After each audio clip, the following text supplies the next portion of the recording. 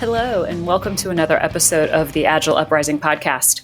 We're taking another adventure in the ORSC Lab Series today. I'm your host, Leslie Morse, and along with fellow ORSC Lab member, Billie Schuttpelz, we're excited to be talking with Paul Tevis. Paul is a coach and facilitator. He partners with technical leaders who want to work as effectively with people as they do with technology. He has been in and around the Agile community since 2008 and was certified in Orsk in 2016. You can learn more about him and his work at paultevis.com. Paul, thank you for being here today. And thanks, Billie, for joining us as well. Yeah. Happy to be here with both of you. Yeah, this is, I'm really excited. I've known both of you individually for quite a while, but this is the first time we're actually really coming together as a triad. So before we dive into kind of the content for today's episode, let's spend just a couple minutes on like how we want to be together, right? As Orskers, there's this idea of the third entity, which is almost sort of a representation of what our relationship is in the world, almost like it was a person in and of itself. So like, I just invite us to kind of dream for a minute. Like, what do we think our third entity might be like?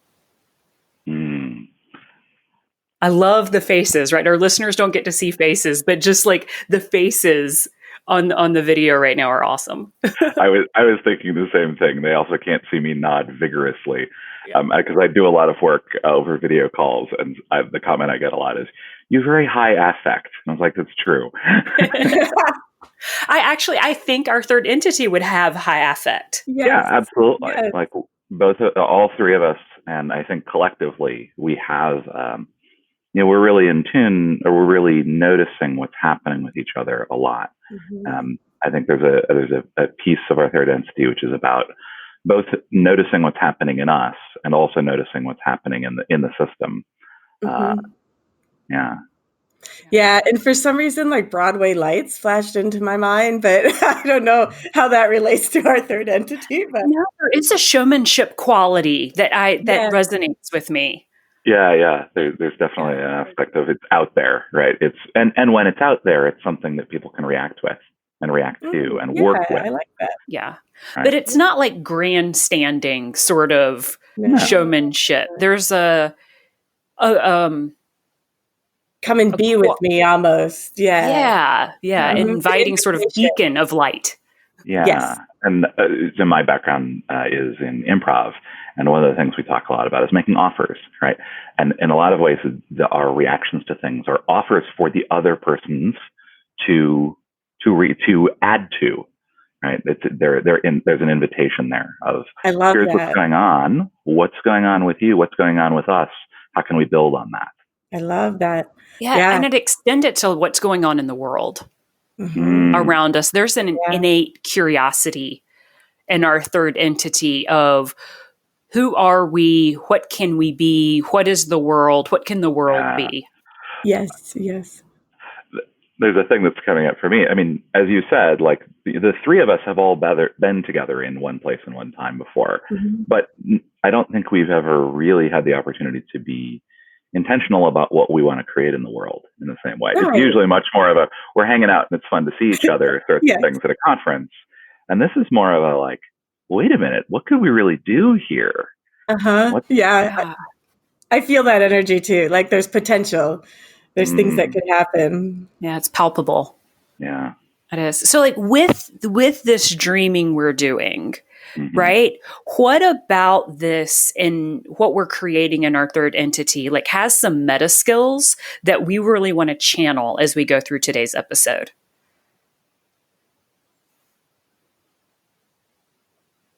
I think possibility is what's coming up for me. It's a weird meta skill. I don't think I've ever used infinite that word. Possibility is sort of when you say that, what I hear is infinite possibility. And now I'm gonna after this, I'm gonna be pondering that as a meta skill because I don't know that I've ever thought about that as a meta skill. Yeah, like that potential possibility, like what can unfold, because I mean, that leads to or is connected to that sort of notion of curiosity, right? Or, we sometimes talk about inquiry advocacy, right? Where it's like, what is it that I know, and what are the things where I know that I don't know, and I need to get curious about it. And I think that's going to be I think that's going to be something that's going to show up for the three of us is like, oh yeah, we got this. And then they're like, ooh, what's about to happen? Yeah. And being comfortable dancing back and forth between those two to explore that possibility, that potential. For Yeah, sure. I love it. I'm sitting with lots of wonderment, which I think, right, there's a theme to all of this around possibility and curiosity and sort of this seeking of the awe and wonderment. Sort of, I love these, and it makes me really excited for digging into the conversation. Before we get there, though, because Paul, you shared with me a couple things about Orsk. You want to make sure that we get out to our listeners today. What do the two of you need from me, sort of wearing that role of host, as we move through the discussion? Anything specific you want to ask for? Well, one of the things you're already doing is a thing I really appreciate, which is you're holding the agenda.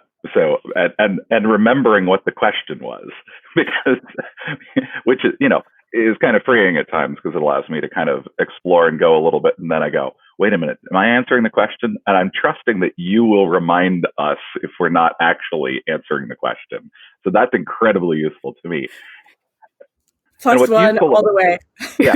What's really interesting about that for me is that that's often a role that I have to hold, right? And when I'm in a relationship, when I'm working in a group where someone else can sit in that role, it frees me up to do other things that I may not be as used to doing, but that can be really useful, which is actually an experience I had when I was in certification that I kind of learned about that. So That's yeah, great. thank you. So hold it, like keep, in some ways keeping us honest about what it is we're actually trying to do. Is a useful role. Yeah. And I think for me, that's going to be resisting the urges to pull on like shiny threads, because just the idea, right, that you're bringing up here, Paul, of, oh my gosh, I don't have to hold dual roles within our system right now. I don't have to be the facilitator and some other thing, is so freeing. I believe we as Agilists often get trapped in the holding of facilitator and subject matter expert at the same time, which absolutely. is such a challenge. But we're not going to go there, even though we totally could. That was one of those later strings, one of those shiny strings you're not going to pull on. Yes, I'm just naming it because it's cool, but I'm not going to pull on it. That'll be another podcast off to the side. Yeah. Billie, anything you need from me today? No, I plus one what Paul was saying. I think it's great. Thank you. Cool. So I'll flip that. Is there anything you need from us, Leslie? Call me if I'm pulling a thread. Great. All right. So thank you all for kind of doing that sort of setup. I think that's super useful. It's also a great little demonstration of how we use some Orsk tools and techniques to kind of help with sort of systems entry into a conversation, which I love. So, before we start talking about some of the tools you're passionate about, Paul, like what attracted you to Orsk and how do you find yourself using it as an Agilist? Yeah. So my Agile journey started long ago. I read Extreme Programming Explained when I was working as a software engineer in probably about 2002. So, not long after it was published, not long after the manifesto, came out in 2001. And I went, wow, this is really amazing. I would love to work in this way. And I also, right after that, got introduced to the goal, Elihu Goldratt, theory of constraints. And so I've been thinking about Agile and Lean and these kinds of things basically my entire career. Though I didn't really get a chance to practice many of them until I moved into another organization in 2007, because the company that I was at the time was incredibly individually focused. Right? It was individual code ownership, very strong. You were supposed to have badass technical skills, sorts of things. And the whole notion of collaboration was just kind of a foreign concept and not something that they really wanted to develop. And I had figured out through some of that work that I was really more interested in groups. Like I was a good software engineer, but I was noticing that the problems we were having developing software were not so much about the technical challenges, but more about the how do we work effectively together challenges. So I moved into another organization where I thought I was going to go get my PMP and become a project manager. And then we had an opportunity to do an initial sort of agile pilot project. And I ended up spearheading that. And it was a great success because, of course, it had all of the characteristics that you would expect would lead to success with a project like that. It was a small, relatively well-defined scope. It was a small team. It was we were all co-located. We had subject matter experts who we could consult with right in the moment and get instant feedback. Like, it was great. And then at that organization, we did 2 other projects that shared none of those qualities. And the second one did not go very well, but it was already going worse. So that was okay. And then we learned, I mean, it was like, oh, this wasn't great, but it was better than the previous iteration of that had been. And then the third one was really where we really started to hit our stride and figure some things out. And it was as I was going through that transition, going from being an engineering manager into coaching and facilitation, right? That was when I, did coaching agile teams with Lisa Atkins and Michael Spade and David Chilcott. And really, that was the time, around the time that they were really starting to fold more of the Orsk concepts into that work as how I got exposed to it. And I was doing facilitation training with Community at Work in San Francisco. And I discovered that I really loved working with groups. Working one-on-one with individuals was actually really foreign to me for a long time. But groups suddenly were a thing. And when I left that organization and went and took a job as a full-time internal Agile coach, one of the things that I kind of asked for early on in my professional development there was, hey, I've heard about this program. I've dug into it. This Orsk thing I think will be really valuable for the work that we do here, because I was working with teams, and I basically sold it. My manager also went through part of the program, but really sold it to our VP that, hey, this would be really useful. And so went through it, and that was how I found it and got into it. And it turned out to be incredibly useful in the work that I was doing. Yeah, I really love, Paul, the way you sort of describe that journey. Because one, I think it's super awesome that you went from there's not enough stories about people that start kind of as engineers and end up being like people workers. So that is possible. If you're sitting there listening as someone oh, I'm just a developer, I'll only ever be a developer. That is not true. Infinite possibility is out there. Possibility. Absolutely. But also, right, that realization of Orsk is about working with teams and systems and relationships. And as Agilists, we are in that people business. And it's not, right, coactive is amazing. There's so much richness to learn from that more one-on-one style coaching, but that gift and the nuance and art of how to work with teams, it's so amplified through this Orsk work. Yeah. And I mean, I don't know how it was for you going through the coursework, but I encountered a lot of people who, felt comfortable in one-on-one situations. But anytime you'd get to more than the 3 people, they'd just be like, I don't know how to work with this. Right, exactly. And Paul, I do love the way you described the group thing. Was there a moment when you were like, okay, I love groups? What was the moment or the timeline where you were like, oh, and there's a system behind the group? It's not just that there's more people. Right. It's that web of interactions. Right. Yes. So it's funny. Right. There's 2 intro classes for the Orsk curriculum. There's Orsk Fundamentals and there's Orsk at Work, and they're similar. They cover pretty much all the same material. One of them is really intended for people who have a coaching background, and one of them is for people who may not have any coaching background at all, who may be professional leaders or things like that. And just because of timing and the schedule, I ended up going through Orsk at Work. There's a tool that they do in that called the string activity, which doesn't show up in fundamentals. And I don't know if the 2 of you have ever done this activity or we not. Did. Yeah, great.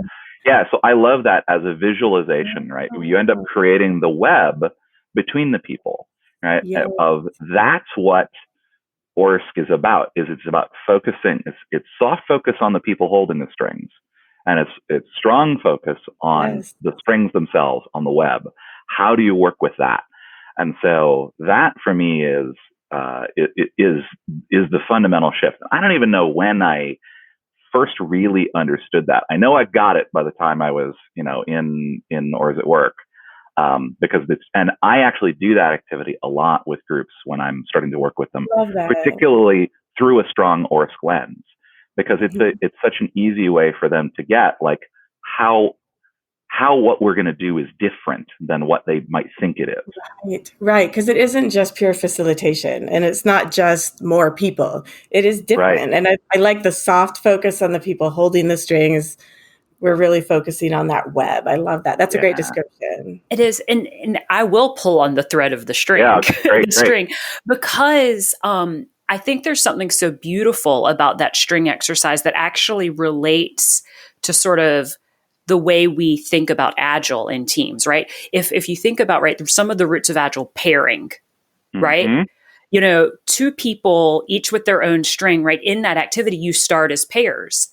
And then, right, pairs can join together to form teams. Then teams join together to form programs, and programs join together to form portfolios in our enterprises. So as Agilists that are facilitating things like the string exercise, you can layer in those sort of classic Agile examples to really drive home the systems awareness and learning that is possible. Yeah. And one of the things that is interesting for me in there is that it's not just adding more people, all right? It is, there is a feeling as groups get larger that the individuals get lost in them. And yes, that is kind of true, but also you can still tap into that notion of voices of the system, where it's like, hey, individuals can still do still matter, because they are channels for these various different voices to come out. And we need in organizations to provide methods to get at that wisdom, right? Yes. That when we just aggregate stuff and average things in these large organizations, we lose that systems view, right? We get an aggregate rather than system. Yeah, or we're optimizing for the lowest common denominator. Yeah, it's which all is not sorts fun. of it's not, and it's a lower fidelity way of interacting with a system. Yeah. And I've never thought about mod programming, Leslie, but when you were talking about how the pair programming, I'm like, oh, mod programming is basically the wisdom of the system, the voice of the system at the keyboard. It is. If anything, right, mob programming is the third entity writing the product. When done correctly. Yes, when done correctly, yes. and I say that in part because I actually recently did a workshop in an organization that does a lot of mob programming, where I was doing ORSC tools with them. I was introducing the whole concept of relationship systems intelligence. So we did the string exercise, we did constellation, we were doing these things. And what was interesting is I got the sense that it helped them name things that were happening when they were mobbing, but that they didn't have a vocabulary for. Yeah, it's that ORSC competency reveal the system to itself. Absolutely. Right? That is what this is all about. Yeah. And I will say it was, it wasn't at all intimidating to go into an organization that does a lot of mob programming and try and teach them things about relationship systems, because I figured, what is it that I have to teach? And instead it was again, not really giving them anything they didn't already know, but it was helping them understand it in a way that they hadn't before, that they could now take advantage of that. Yeah, exactly. Once they understand that, then they're going to go even further, right? Like that's the infinite possibility again. Yeah. Yeah. So Paul, when we were prepping in a chat yesterday before this episode, we were talking about sort of two of your most used and favorite ORSC tools, informal constellations and lands, which I know Billie 100% loves. And they really tie well to this theme that we're talking about of revealing the wisdom of the system, allowing people to take the inherent knowledge and wisdom they already have, see it through a different lens, and actually create more from the place of their relationship with each other. So what is it because I think we need to do a little education for listeners as well, right? On what informal constellations and lands are. Yeah. So talk to us about what these are, why you use them, do a little of that education for us. Sure. So part of the reason I love both of these tools is they involve physicality. They involve actually using physical space. So I now do a lot of facilitation in virtual space, and I was resistant to that for years because there are, like, when we actually get together all in the same place at the same time, there are so many rich tools to us that unfortunately so many groups don't use effectively, and that actual use of the space is one of them. And so I try to, whenever I am facilitating a group and coaching a group in person, I try to use as much of the actual fact that we're together as possible. And so informal constellation is one of these. It's probably my favorite and one of my most used. I wish people could see like the love on your face when you just are talking about this. It's so beautiful. Well, the thing is, I'm doing one today with a client, so I'm tapping back into this. So both of these, because I do a lot of work, particularly with larger groups, and as we kind of said, like in larger groups, it's really easy to lose a lot of the wisdom, right?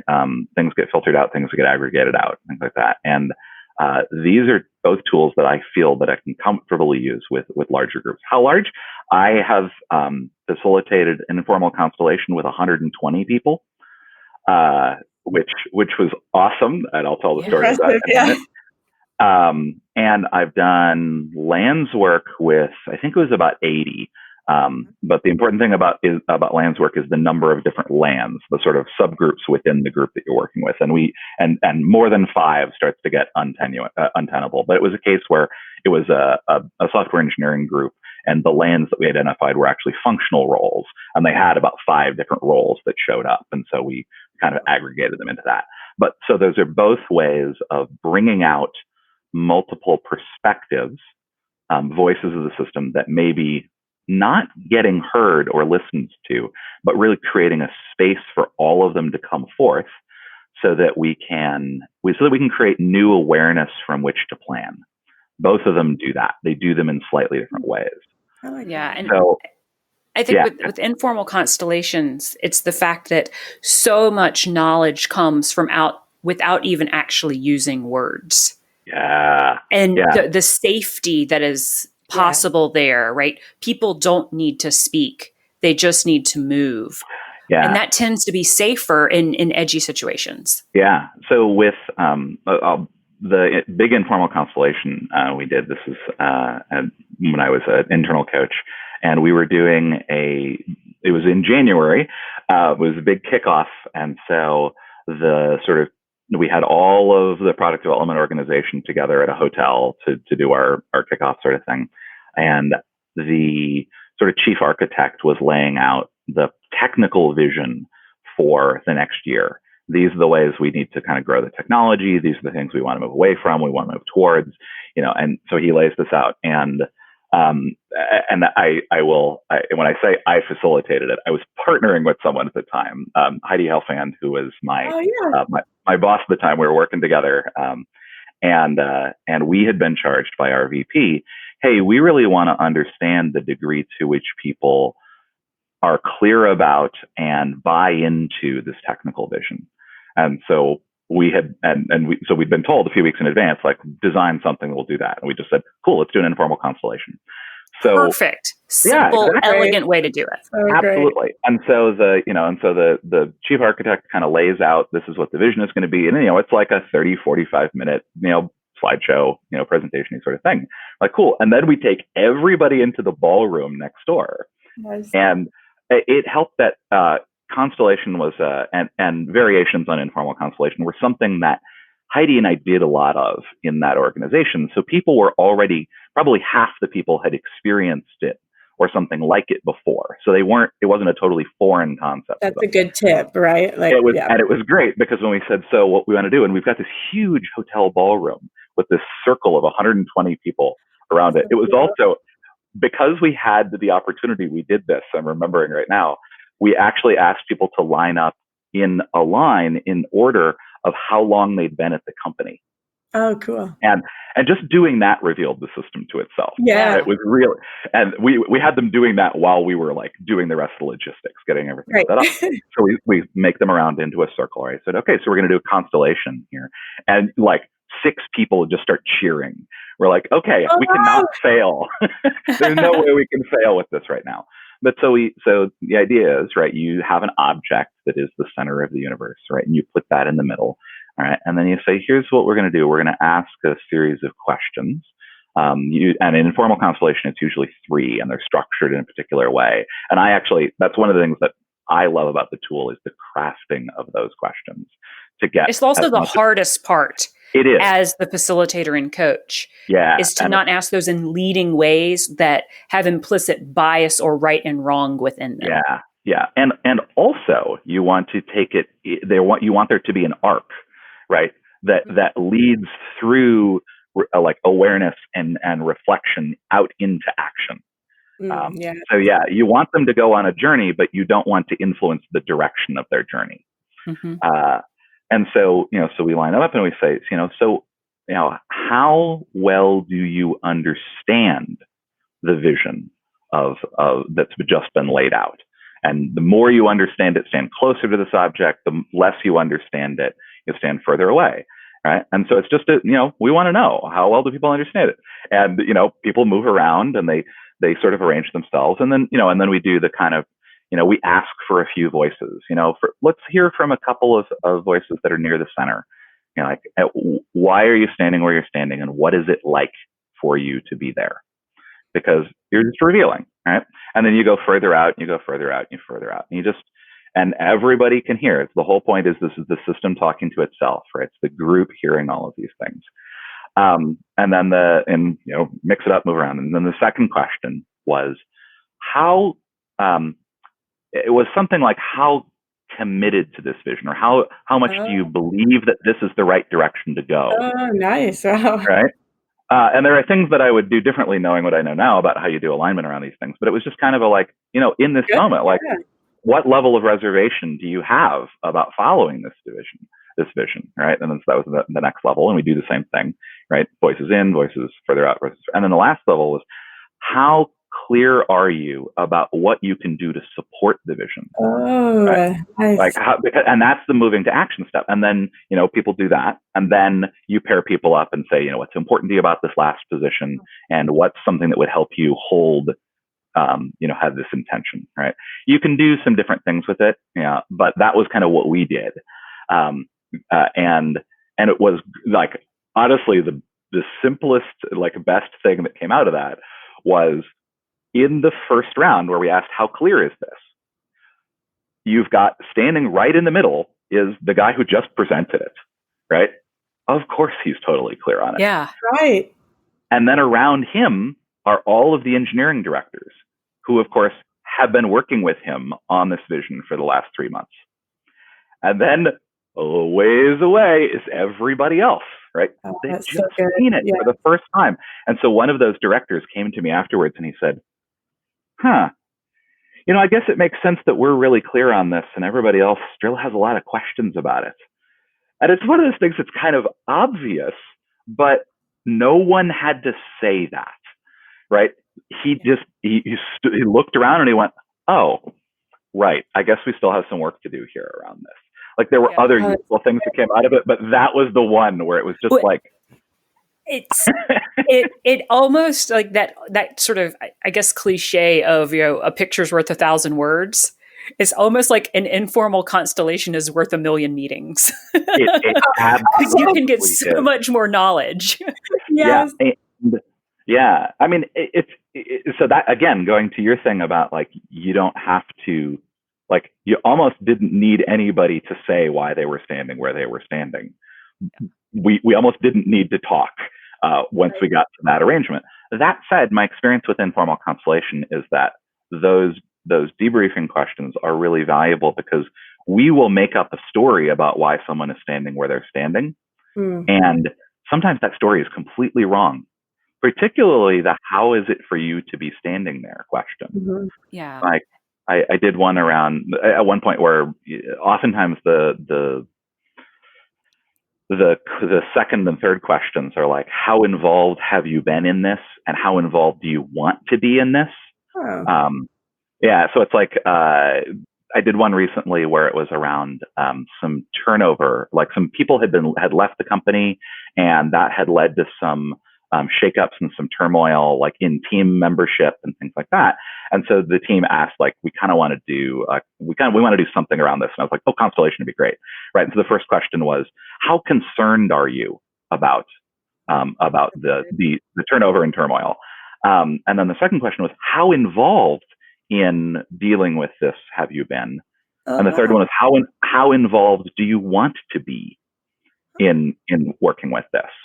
And, it was interesting because there were some people who were, and then moving from that second to that third position is really powerful, because you get to say, like, I've been dealing with this and I don't want to, or, I haven't, I'm really concerned and I haven't been involved. I didn't even know that being more involved was a choice. Like, that's cool. Yeah. And so that was really useful, because again, that becomes new information for everyone to work with in terms of how to plan. Paul, I love how quick you are at these questions. And so for the people that are listening, are you just magical, or do you spend some time prepping? No. I spend a lot of time with those, right? Because with informal constellations, because of how rich it is, it really, my experience is it works best with 3 questions. And so that's that arc that I'm talking about, is the, like, if I'm thinking about what is the outcome that the group is trying to get to, without telling them that while still making it true that there is no wrong place to stand. Mm-hmm. And that's really the most important thing around the container you're creating as coach. Yep. There is no wrong place to stand. Exactly. And there's no wrong place for anyone else to stand either. Mm-hmm. Right? And do you hold the no crosstalk? Do you allow crosstalk, or do you hold the no crosstalk? I hold no crosstalk pretty strongly, right? So I say things like, and what's interesting, like, I've noticed as my evolution as a coach and facilitator happens, like, I have a much better sense of when a thing is just getting said and that's okay and I can let it go, as opposed to, I actually need to address this right now because otherwise it's gonna move towards stuff. Whereas I used to just be like, no talking, right? I used to be very, very harsh on that. And now I think that's because a lot of my Orsk work, I'm listening to the system at a deeper level. So I can tell, when is this a violation of the rules that's actually okay? And that if I actually clamp down on it, the system's going to rip my arm off. Yeah, well, you don't want the system to spit you out as coach. No. Especially in the middle of an activity that could cause lots of strife. Right. I need to stay in relationship with them. Right. And so, like, recognizing where that kind of is. But yeah, the other thing that I've started to do a lot of is the language that I used to use a lot around this is a place of no judgment. And I've gotten to this point of recognizing, like, that's not possible. We are all judgment making machines as humans. We're all judging. Let's just acknowledge judgments in the system. And exactly. And so what it is that I actually have them do is I say, so what I actually want you to do is notice what judgments you're making and set them aside, like, hold them lightly. Notice that you're judging them, and that's okay, right? You're going to do that. That's natural. And also notice it and set it aside. And still don't let your judgment get in the way of your curiosity. In fact, maybe get curious about why you're judging it. Yes, which makes me think about 2% truth, right? Absolutely. Another Orsk concept that this judgment's actually really something about me and not the other person. Yeah. And so that's a place where, like, that's where because my whole, I mean, even if I were to say no crosstalk, no judgment, like, that's a judgment on my part. Right? It's like I'm actually trying to model much more of the behavior that I'm wanting them to do. So Constellation is one of my favorites. The team that I'm working with today is a very similar situation where they're laying out some vision and strategy for 2020. And we want to check in, like, what's the degree of alignment? Like, how committed to executing on this vision are people? And what reservations do they still have that they need to work through in order to be able to move forward with it? Yeah. I think that is such a wonderful illustrative example of really, right, the business reason for why to use informal constellations, the power that it has in the role of coach, right? Some of the things that you need to watch out for and pay attention to, when to sort of stick to the framework and when you can kind of play with the framework itself. You know, kind of, I know you're also really passionate about lands, but sort of in an interest of time, I'm going to like, what's a commercial for lands? Like, we've got like sort of a 90-second bit in between, TV shows or whatever it is. Like, what is that about lands? So lands work is where there are sort of identifiable subgroups within a group, and you recognize that the subgroup, the land that people come from, influences the way they see a particular issue or situation. And you want all those perspectives to come out in a way that creates empathy within the group, so that people can start to understand, hey, it's not that this other person is the problem. It's that they have a different perspective, and that perspective is shaped by whatever feature it is about the organization or the group or things like that. And so once we start to understand that, we can develop mutual empathy. I, in particular, have enjoyed it around things that have gone wrong, where there's a lot of blaming. I've used it a lot to reduce blaming and increase empathy. Yeah, and I think if we just want to give sort of a quick example, when we're thinking about kind of classic lands we deal with as Agile coaches, especially working early in Agile adoption journeys, it could be things like functions you mentioned earlier, things like QA versus architecture versus database versus visual design, like some of those classic kind of disciplines of technology and product development are perfect starting places for lands. Yeah, and another one is actually, particularly in an organization that's changed substantially over time, is when you joined the company can be a land. Like I actually talked about how when we were doing Constellation, we lined people up because you can recognize that there are significant points in a company's evolution that are boundaries between temporal lands. Before the acquisition and after the acquisition, before the IPO and after the IPO, like those kinds of things. Yeah, which is the perfect, right? Using that temporal base sort of landing is that great segue into, things like original myth, which is another one of the great Orsk tools that helps kind of ground and identify that land there within. Yeah, exactly. I love it. And if our commercial for lands had a tagline, it'd be like, be an empathetic tourist or don't be an American tourist. Not to be. We do get tagged with that sometimes as Americans, being great tourists. Yeah. Yes, I love it. There's judgment in that, and we can hold it lightly. Yeah, exactly. 2% truth. 2% truth. 2% truth is true.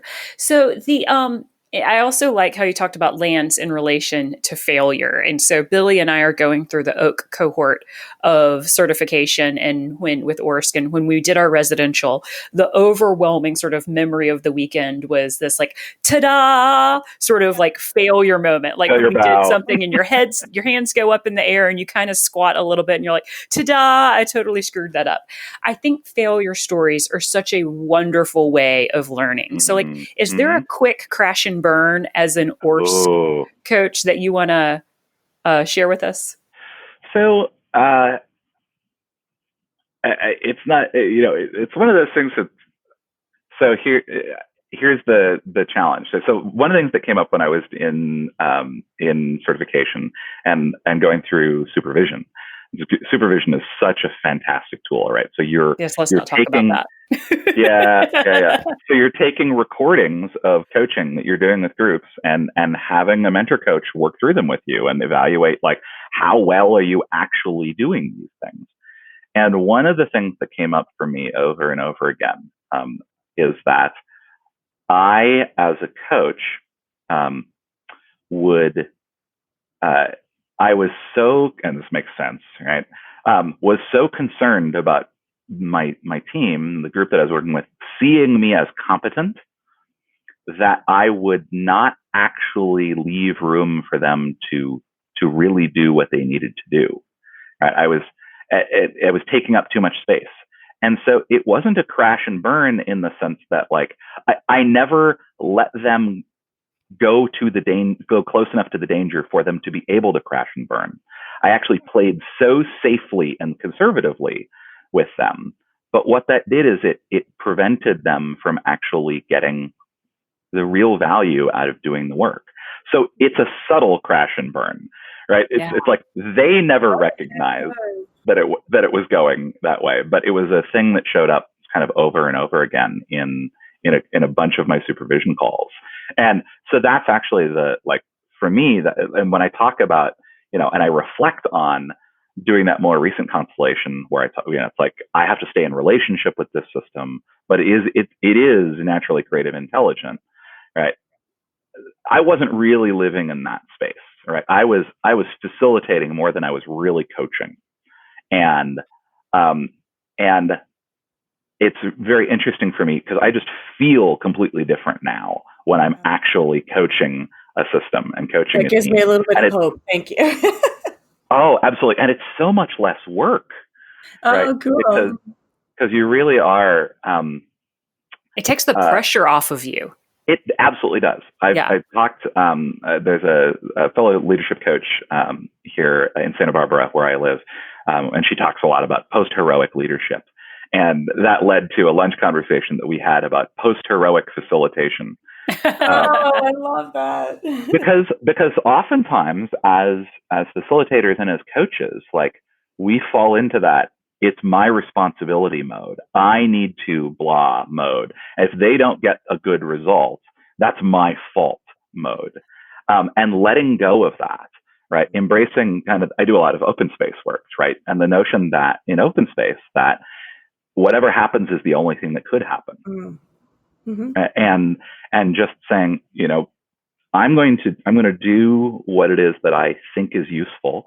I'm going to dance in the moment with things as they develop. And I'm not going to worry what they think about me. Yep. Because by doing that, I'm bringing focus on me.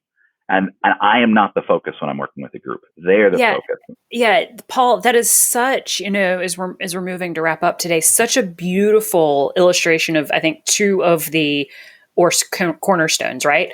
Hold system as client, right? It's not about you. It is about their relationship system. That's the client, as well as the relationship system is creative and intelligent, right? It's that, creative, intelligent, and whole. Like it has everything it needs there in and of itself. And we're simply, as Orsk coach, there to help sort of reveal it and create the container where they can work with it. So like that's a wonderful, wonderful illustration of that. It was funny. A month or two ago, I was assisting with the Orsk fundamentals class, and I realized it had been 5 years since I'd taken fundamentals. And I ended up sitting in on one of the activities because we needed to balance numbers around. And so the instructors asked me to sit in, and so I did one of the tools with them. And somebody looks at me and is just like, "That was really good." And I was like, "This is what 5 years of doing this and going through certification does. This doesn't happen overnight, right?" And it was it's a long journey, and it's a long journey of like recognizing for me where I needed to get out of my own way. But it means that now I get to do this work that I absolutely love, and that isn't. There's a lot of work in the prep, right? In that, like, how do I make sure that I'm thinking about the right things ahead of time? I'm crafting these things. But then in the room, it's just, it's not all sunshine and roses and puppy dogs, right? But it's a different kind of work. And it's really wonderful. And I'm so glad that I found this work. Yeah. Thank you, Paul, for being here. Billie, before we close today, I'm super curious, like what's been like one like aha or insight moment you've had as we've been chatting with Paul today? Oh my gosh, there's been so many. I don't think I could even just pick one. Paul, I love your storytelling, and you are so generous with your knowledge and your learnings and your authenticity. So just thank you for everything you shared. I am personally going to go back and listen to it again because there's so many learnings. Well, and I think I've said this to you before. This is valuable for me too because I am very much an external processor, right? I learn by hearing myself say stuff. So I've learned stuff while I've been going through this. Right? So Thank you for creating the environment that allows me to talk about, myself and the work that I love, because not a lot of people get an opportunity to do that. Yeah. And the passion exudes so completely. I know we didn't, right? Your two big things for today were informal constellations and lands. I think we got like doctoral thesis quality content on informal constellations today. I think it was perfect. Faith Fuller would be proud. So we didn't quite get to lands as much. So I apologize. Okay with that. Yeah, not a problem. I have less to say about lands. But I am curious, right? We talked about meta skills like wonderment and infinite possibility and this idea of kind of curiosity. Like, how do we feel like those showed up in today's discussion? How did we do with those meta skills? Yeah, I think they did for sure. Yeah.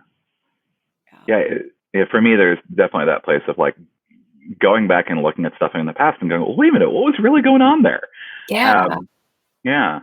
I think it's great. And I love the warmth of our third entity and the ease and sort of natural grace that it has as well. And we didn't use those words at the beginning to describe it, but I think experiencing this kind of 45-minute chat with the three of us, like that's how I feel. I hope our listeners feel it and everything. So thank you both so much for stepping into this today. Thank you for facilitating it. Thank you for having me. Yeah. Thanks, guys. And thank you for listening to this episode of the ORSC Lab Series on Agile Uprising. We hope you've enjoyed this episode and invite you to follow the hashtag ORSC, ORSC, on Twitter to be part of the conversation and subscribe to the Agile Uprising podcast on iTunes or your favorite